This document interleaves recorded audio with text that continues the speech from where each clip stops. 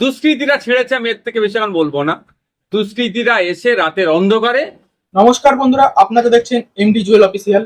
নৌশাদ সিদ্দিকী ছোট্ট ভাইজানের প্রোগ্রামে ব্যানার ছিলল দুষ্কৃতীরা, সেই নিয়ে নৌশাদ ভাইজান কি বলল। ভাঙড়ে খুনের পর এখনো উত্তেজনা বেড়ে চলেছে। নৌশাদ ভাইজান কি বললো সবকিছু তোমরা এই ভিডিওতে দেখতে পাবে। ভিডিওটাকে স্কিপ করবেন। দেখতে পাচ্ছি যা নির্যাতন যা হচ্ছে, যে অপ্রীতিকর ঘটনা ঘটছে রাজ্য সহ সারা দেশে, তার জাস্টিস পাওয়া যাচ্ছে না। সেই জন্যই কি এই অপ্রীতিকর ঘটনা একের পর এক ঘটে চলেছে? কি বলবো? দেখুন, ব্যাপারটা হচ্ছে আমরা চাই ফাস্ট ট্র্যাক কোর্টের মাধ্যমে বিশেষ করে মহিলা আর শিশুরা যারা যৌন নির্যাতনের শিকার হচ্ছে, ফাস্ট ট্র্যাক কোর্টের মাধ্যমে দ্রুত বিচারের ব্যবস্থা করে দেওয়া। তাহলে দেখবেন হয়তো এগুলো কিছু কমতে পারে। দুর্ভাগ্য, যখন কোনো অনৈতিক ঘটনা ঘটে যাচ্ছে, crime against women or child, তখন আমরা কি দেখছি? শাসক দল সেই ছেলেগুলোকে বাঁচানোর চেষ্টা করছে।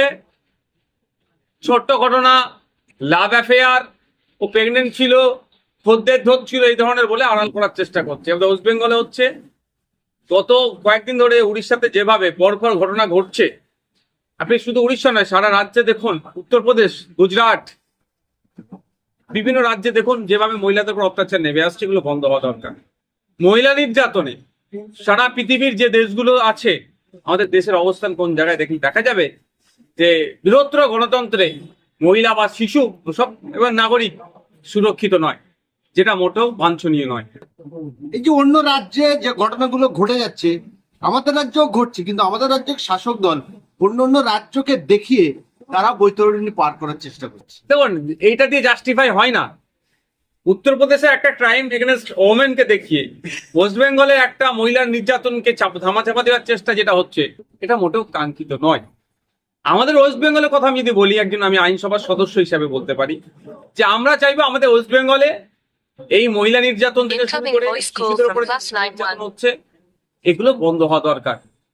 আমরা বন্ধ করার পরে আমরা বলতে পারবো যে ওয়েস্ট বেঙ্গলের রেট এখন এখানে এসে পৌঁছেছে, আর 2011-তে এই রেট ছিল, 2025-এ এই পৌঁছেছে, তখন অন্যান্য রাজ্যকে আমরা উদাহরণস্বরূপ দেখাতে পারি। কিন্তু দুর্ভাগ্য আমাদের, আমরা সেটা হচ্ছে না। উল্টে আমাদের রাজ্যে যে ঘটনা ঘটে যাচ্ছে, অন্য রাজ্যের ঘটনাকে দেখিয়ে ধামাচাপা দেওয়ার চেষ্টা হচ্ছে। ফলে ব্যর্থতাকে ঢাকা দেওয়ার জন্য অন্য রাজ্যকে আমরা টেনে নিয়ে আসছি। 10 তারিখে আমরা দেখলাম যে তৃণমূলেরই নেতা একজন রেজ্জাক খাঁ খুন হয়েছে, সে নিয়ে ভাঙড় উত্তেজনা ইতিমধ্যেই শেষ হয়নি। আমরা আজকে দেখলাম, আজকে যে সভায় আপনি উপস্থিত হয়েছেন, সেই সভার ফেস্টুন ব্যানার ছড়া, কি বলবেন? দেখুন, দুষ্কৃতীরা ছেড়েছে, আমি এর থেকে বেশি এখন বলবো না।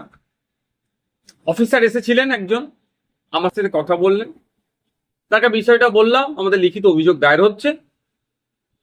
আমি একটা কথা বললাম যে আপনারা জানেন এখানে একটা রাজনৈতিক দলের কর্মসূচি হবে, স্বাভাবিকভাবে এখানে প্রোটেক্ট করা দরকার ছিল, অর্থাৎ এখানে আপনাদের ফোর্সের চাই সিভিক ভলেন্টিয়ার হোক বা কনস্টেবল রাখা দরকার ছিল। সেই বিষয়টা তিনি যে উত্তরটা দিলেন, আমাকে সে তত পছন্দ লাগেনি। তারপরেও বলছি, দুষ্কৃতীরা এসে রাতের অন্ধকারে আমাদের এখানে অঞ্চল কোলাঘাট 1 নম্বর অঞ্চল, কোলাঘাট 2 নম্বর অঞ্চলে আজকে অঞ্চল সম্মেলন আছে, অর্থাৎ রাজনৈতিক একটা কর্মসূচি আছে, ইন্টারনাল কর্মসূচি। আমাদের যারা প্রতিনিধি আসবেন তাদেরকে স্বাগত জানানোর জন্য এই অভ্যর্থনা কমিটির পক্ষ থেকে একটা তোরণ করা হয়েছিল, একটা গেট করা হয়েছিল। রাতের অন্ধকারে কিছু দুষ্কৃতী এসে সেটাকে ছিঁড়ে দেয়। এবার কে বা কারা, তাদের পলিটিক্যাল অ্যাফিলিয়েশন কি, আমি এক্ষুনি বলতে পারবো না, বা আমি হাত গুনাকে বিশ্বাস করি না, বা আমি হাত গুনতে পারি না। এটা প্রশাসনের কাজ হচ্ছে। যে বা যারা এই ব্যানারকে, গেটকে ছিঁড়ে অস্থিরতার পরিবেশ তৈরি করতে চেয়েছিল, হিংসার পরিবেশ তৈরি করতে চেয়েছে, আমরা তাদের ফলে তো পা দেবো না। তাদের বিরুদ্ধে কঠোর ব্যবস্থা প্রশাসনকে নিতে হবে। এখানে এই প্রশাসন দেখুক, বা রাজ্য সরকার দেখুক, বা প্রধান দল শাসক দল দেখুক, যে পশ্চিমবাংলায় গণতন্ত্রটা কিভাবে, শাসক দলের যিনি চিফে আছেন দেখুক যে পশ্চিমবাংলার গণতন্ত্রকে কিভাবে গলা টিপার চেষ্টা হচ্ছে।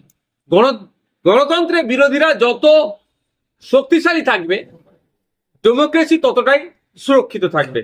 কিন্তু দুর্ভাগ্য আমাদের, কি রাজ্য সরকার কি কেন্দ্র সরকার দেখুন, সবসময় অপোজিশনের গলা টুটিকে টিপে ধরার চেষ্টা করছে, অর্থাৎ ডেমোক্রেসিকে দুর্বল করার চেষ্টা করছে। আমরা এটা হতে দেব না। আমাদের সর্বোচ্চ দিয়ে ডেমোক্রেসিকে শক্তিশালী আমরা করবো। যে রাজনীতি গ্রেপ্তার হয়েছিল রাজ্জাক ঘটনায় বিগত দিনে দাবি করতো তিনি আইএসএফ করতেন, এখন তারা বলছেন যে বিজেপি করে। সরকার সাহেবের মুখের কন্ডিশন দেখেছেন, আতঙ্কিত। সরকার সাহেব এখন ভয় পাচ্ছে। সরকার সাহেবের রাইট সাইড লেফট সাইড যারা ছিলেন ফ্রন্ট ব্যাকে তাদের অনেকেই তাদের মধ্যে গ্রেফতার হয়েছে, আগামী দিন আরামে হতে পারে যদি সঠিক তদন্ত হয়। ফলে এখন কে আইএসএফ কে বিজেপি কে কি করছে দেখার দরকার নেই। আমি একটা কথাই বলছি, সরকার ঘনিষ্ঠ খুন হয়েছে, সরকার ঘনিষ্ঠ অ্যারেস্ট হয়েছে। পার্টি এবার কি করে দেখবো দেখার বিষয়, তাদের কর্মীকে কারা খুন করছে। আপনি বলছেন যে আপনার ও শওকত মোল্লার মুখের আকৃতি কিন্তু উনি যেটা দাবি করছেন যে কর্মীর মায়া, উনি কি বুঝবেন? কর্মীর পরিবারের থেকে কর্মীদের মায়া উনি বেশি। যদি উনি কর্মীর ময় বুঝতেন তাহলে এক কথা বলতেন না, আরো 5টা লাশ করে করুক, আমার আমাকে উদ্ধার করতে হবে। আমি যে আমার থেকে কর্মীর ময় ওনার নাই। পঞ্চায়েত নির্বাচনে যখন ওনারা হিংসা করছিল তখন আমি ছুটে গিয়েছিলাম কোথায়, আমাদের কাছে, যে আমি প্রয়োজনে প্রার্থী তুলে নেবো, আমাদের শান্তি ফিরে আসবে, আমাদের কর্মীদের ক্ষতি না হয় এই জন্য। আর উনি কি গল্প শোনাচ্ছেন, এখন কর্মীর গল্প শোনাচ্ছেন। উনি 5 জন মরে মরুক, আমার উদ্ধার হবে, এই গল্প উনি শুনিয়েছেন। রাজ্জাক খুনের ঘটনায় যারা গ্রেপ্তার বেশ করে কাঙাল বা মুখার্জি তারা কি ভেস্টেড ল্যান্ড দখল করে, তাহলে কি তৃণমূল থেকে একরকম ভেস্টেড জমি দখল করে থাকে? যত রকম অপকর্ম অন্যায় সবটাই করছে তৃণমূল কংগ্রেসের ছত্রছাই থেকে, এটা বন্ধ হওয়া দরকার। এই দুর্নীতির প্রতিবাদ করার জন্য রাজ্জাকে গ্রেপ্তার করার জন্য কি কাক কাকের মাংস খায় না এটা শুনতাম, এখন তৃণমূলকে ফোন করে এটা এখন স্বাভাবিক হয়ে গিয়েছে। তবে একটা জিনিস যাবো জীবনতলায় সেখানে তৃণমূলের মিডিয়া সেলের বইটা করে কলেজের মধ্যে। কলেজ অডিটোরিয়াম যদি দেয় অনুমোদন সেখানে করতে পারে, জোর করে একটু করতে পারে। তবে জীবনতলা রোকিয়া মহাবিদ্যালয়ের কথা বলছেন, আগামী দিনে মহাবিদ্যালয়ের কিছু জিনিস আপনাদের সামনে আসবে। আমাদের যে একের পর এক নেতাদের সিকিউরিটি দেওয়া হচ্ছে, আমাদের একের পর এক নেতাদের সিকিউরিটি দেওয়া হচ্ছে, এটা নিয়ে কি বলবো? দেখুন কত নেতাকে সিকিউরিটি দেবে, আমাদের অবৈধ অস্ত্রশস্ত্র উদ্ধার করলেই সমস্যা মেটে যায়।